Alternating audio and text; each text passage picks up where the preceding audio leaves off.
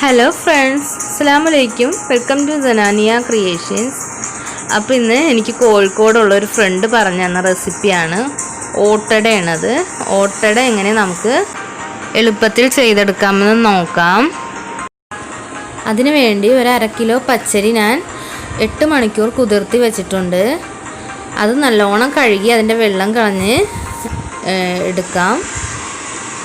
അതിനായിട്ട് ഞാൻ 1 മുറി തേങ്ങയാണ് എടുത്തേക്കുന്നത്.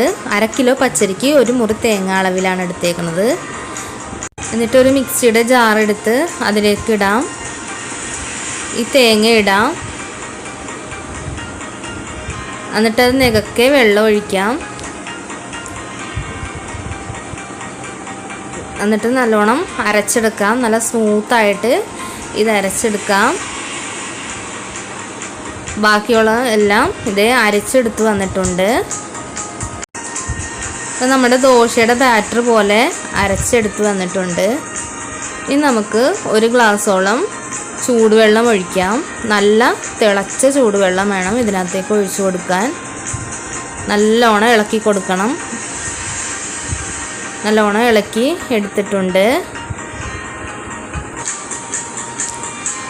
ഇനി ആവശ്യത്തിന് ഉപ്പ് ഇട്ട് കൊടുക്കാം. ഇനി നല്ലോണം ഇളക്കി കൊടുക്കാം. ഇത് ചുട്ടെടുക്കാൻ നമുക്കൊരു മൺപാത്രം അടുപ്പത്ത് വെക്കാം. ഇതേപോലത്തെ പാത്രത്തിലാണ് ഇത് ചുട്ടെടുക്കേണ്ടത്. നല്ല ഹൈ ഫ്ലെയിമിലിട്ട് നല്ലോണം ചൂടാക്കി എടുക്കണം.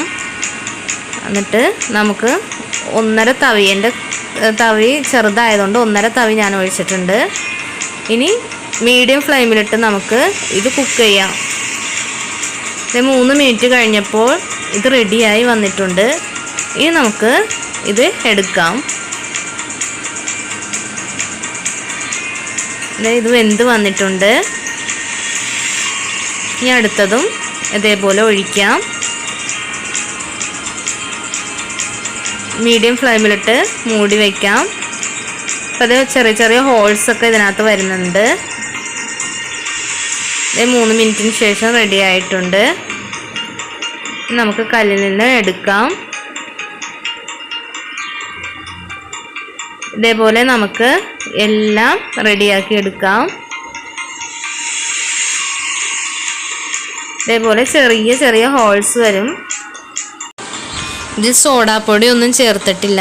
ഇത് നല്ല സോഫ്റ്റായ ഒരു ഓട്ടടയാണ്. ഇതേ കണ്ട, നല്ല സോഫ്റ്റായ ഒരപ്പമാണ്. ഇതെന്തായാലും എല്ലാവരും ട്രൈ ചെയ്ത് നോക്കണം. അപ്പോൾ ഇൻഷാ അല്ലാഹ് അടുത്ത വീഡിയോ കാണുന്നവരെ താങ്ക് യു.